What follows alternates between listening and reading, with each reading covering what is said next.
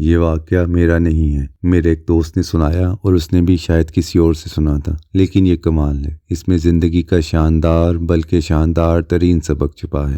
سنانے والے نے سنایا، میں پڑھائی کے بعد لندن سے واپس آیا، سارا دن گھر پر پڑا رہتا تھا۔ ایک دن میری والدہ نے مجھ سے کہا، دوڑ کر جاؤ اور ہمسایوں سے تھوڑا سا نمک مانگ کر لے آؤ۔ میں نے حیرت سے ماں کی طرف دیکھا اور کہا، امی جی آپ کل ہی نمک لے کر آئی ہیں، وہ کہاں گیا؟ اور دوسرا، اللہ کا ہم پر بڑا احسان ہے، بڑا کرم ہے، ہم ہمسایوں سے نمک کیوں مانگ رہے ہیں؟ میری ماں نے ہنس کر کہا، تم پہلے نمک لے آؤ، میں تمہیں بعد میں بتاؤں گی۔ میں برا سا منہ بنا کر چلا گیا۔ ہمارا ہمسایہ بہت ہی غریب تھا، اس کا دروازہ تک ٹوٹا ہوا تھا۔ میں نے اس کی کنڈی بجائی، خاتون خانہ باہر آئی، میں نے اسے سلام کیا اور بتایا، میں آپ کے ہمسائے خواجہ صاحب کا بیٹا ہوں، لندن سے آیا ہوں، میری والدہ کو تھوڑا سا نمک چاہیے، اگر ہو سکے تو آپ دے دیجئے۔ خاتون خانہ کے چہرے پر مسکراہٹ آ گئی، وہ اندر گئی، چھوٹی سی کٹوری میں تھوڑا سا نمک ڈال کے لیا اور مسکرا کر بولی، بیٹا امی کو میرا سلام کہنا اور پھر کہنا اگر آپ کو کسی چیز کی ضرورت ہو تو ضرور منگوا لیجیے گا، میرے پاس آج فریش بھنڈیاں بھی ہیں۔ میں نے اس کا شکریہ ادا کیا اور نمک لے کر آ گیا۔ میں والدہ سے بہت ناراض تھا، مجھے نمک مانگتے ہوئے بڑی شرم آئی تھی۔ میری والدہ نے مجھے دیکھ کر کہا لگایا اور میرے سر پر ہاتھ پھیر کر بولی، بیٹا یہ غریب لوگ ہیں، یہ روز مجھ سے کھانے کی کوئی نہ کوئی چیز مانگتے ہیں۔ ان کے بچے شروع میں جب ہماری بیل بجاتے تھے تو مجھے ان کی آنکھوں میں شرمندگی اور بے عزتی محسوس ہوتی تھی۔ میں نے انہیں شرمندگی سے نکالنے کے لیے یہ طریقہ ایجاد کیا، میں ہر دوسرے دن ان سے کوئی نہ کوئی چیز مانگتی رہتی ہوں، کبھی نمک مانگ لیتی ہوں، کبھی مرچ کے لیے کسی کو بھجوا دیتی ہوں اور کبھی دوپٹہ، چادر یا بالٹی مانگ لیتی ہوں۔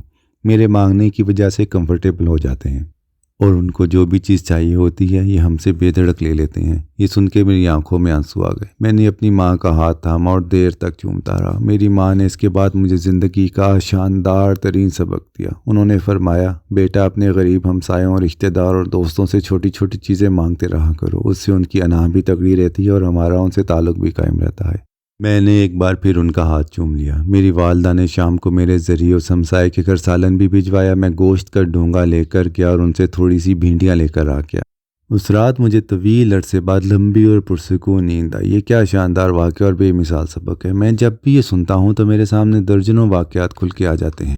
میرے والد بھی اپنے دوستوں سے تمباکو اور حقے کے لیے گڑ منگوایا کرتے تھے۔ یہ سلسلہ اس وقت تک بھی جاری رہا جب ان کا حقہ عملاً بند ہو چکا تھا۔ ہمارے گھر میں 10-15 کلو تمباکو ہر وقت رہتا تھا، مگر اس کے باوجود وہ مزید منگواتے رہتے تھے۔ میں نے ان سے ان کے اس عجیب و غریب شوق کے بارے میں پوچھا۔ انہوں نے ہنس کر جواب دیا، میرے دوست بوڑھے ہو چکے ہیں، یہ اکیلے بھی ہیں اور زندگی کی دوڑ میں پیچھے بھی رہ گئے ہیں۔ مجھے تمباکو پہنچانا ان کی زندگی کی واحد ایکٹیویٹی ہے۔ میں انہیں فون کر کے فرمائش کرتا ہوں تو یہ خوش ہو جاتے ہیں۔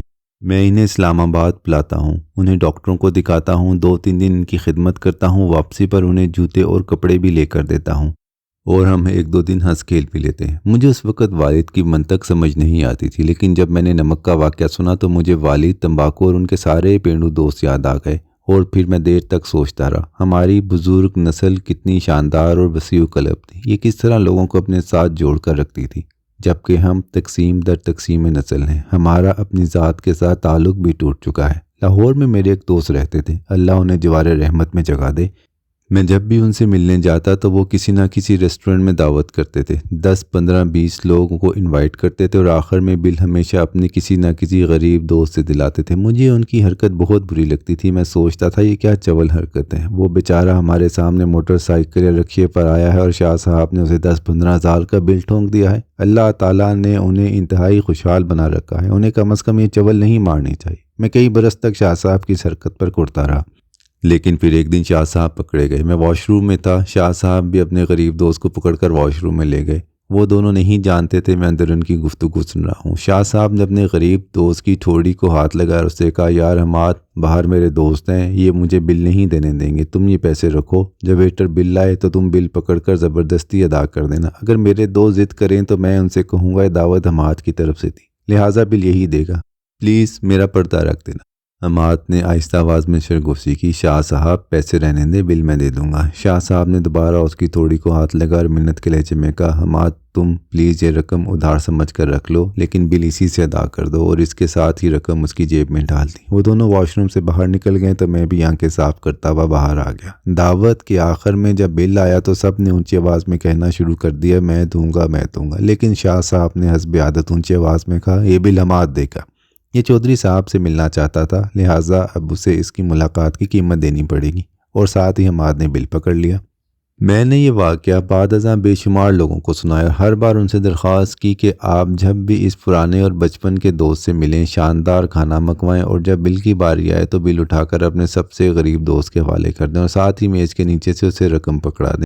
اس سے اس کا بھرم بھی رہ جائے گا اور دوستوں کے ساتھ تعلق بھی گہرا ہو جائے گا۔ یہ واقعات سن کر میرے چند جاننے والوں نے بھی دوستوں سے مانگتے رہو کے نام سے ایک چھوٹا سا گروپ بنا لیا ہے۔ اس گروپ کے لوگ اپنے غریب رشتہ داروں اور دوستوں سے کچھ نہ کچھ مانگتے رہتے ہیں۔ یہ کسی سے گنے منگوا لیتے ہیں، کسی سے گڑ، کسی سے مکھن، کسی سے پنیر، کسی سے دیسی انڈے، کسی سے ساگ، کسی سے آٹا۔ یہ حرکت بظاہر بڑی چیپ محسوس ہوتی ہے، لیکن آپ یقین کریں ان کی اس چیپ حرکت سے ان کے پرانے دوستوں اور رشتہ داروں کے ساتھ تعلقات بہت آئیڈیل ہیں۔ یہ لوگ دوستوں سے دال، ساگ اور گڑ مانگتے ہیں اور دوست جواب میں ان سے دوائیاں، بچوں کی فیسیں، بیٹیوں کا جہیز تک مانگ لیتے ہیں، اور یہ لوگ دوستوں کو مہینے 2 مہینے بعد کپڑے، جوتے، سویٹر اور رضائیاں بھی بھجوا دیتے ہیں۔ آپ خود سوچئے یہ لوگ اگر ان سے گڑ نہیں مانگیں گے تو غریب دوست ان سے اپنی تکلیف اور ضرورت کا ذکر کیسے کریں گے؟ اور یہ اگر ان سے بھی اپنی ضرورت بیان نہیں کریں گے تو پھر کس کے پاس جائیں گے؟ کیا انسان کو تکلیف میں اپنے دوست اور رشتہ داروں سے رابطہ نہیں کرنا چاہیے؟ دوسری چیز، آپ لوگ اپنے ہمسایوں سے بھی کچھ نہ کچھ مانگتے رہا کریں۔ اس سے آپ کے تعلقات دیواروں تک محدود نہیں رہیں گے، یہ صحن اور ڈرائنگ روم تک چلے جائیں گے۔ لیکن اس کے لیے اس بات کا خیال رکھیں، پنجاب کی پرانی روایت تھی، ہماری دادیاں اور نانیاں دوسروں کا برتن خالی واپس نہیں بھجواتی تھیں۔ اگر گھر سے سالن آتا تھا تو واپسی پر اس برتن میں حلوہ یا میوہ جاتا تھا۔ آپ بھی ہمسایوں سے مانگیں اور واپسی پر اس برتن میں زیادہ بڑی اور شاندار چیزیں بھجوائیں۔ اس سے آپ کے تعلقات میں بھی اضافہ ہوگا اور اجنبیت کی دیواریں بھی گر جائیں گی۔ اور آخری بات، آپ کو جب بھی کوئی شخص کھانے کی چیز بھجوائے تو لوگوں کے درمیان اس کی جی بھر کر تعریف کریں۔ یہ یاد رکھیں ہم انسانوں کی فطرت ہے، ہم ہمیشہ دوسروں سے کھانے کی چیز کی تعریف چاہتے ہیں۔ آپ ذرا یاد کریں لوگوں نے جب بھی آپ کے کھانے کی تعریف کی تھی تو آپ کو کیسا لگا تھا؟ آپ کو اگر اچھا لگا تھا تو آپ بھی یہ کر کے دیکھیں، دوسروں کو بھی اچھا لگے گا۔ اور یہ بھی یاد رکھیں ہم سماجی جانور ہیں، ہم دوسروں سے کٹ کر نہیں رہ سکتے، ہماری ساری خوشیاں دوسروں کے دلوں سے نکلتی ہیں، لہٰذا لوگوں سے رابطے میں رہا کریں، خوش رہیں گے، ورنہ اپنی ہی ذات میں قید تنہائی کا شکار ہو کر گھٹ گھٹ کر فوت ہو جائیں گے۔ شکریہ۔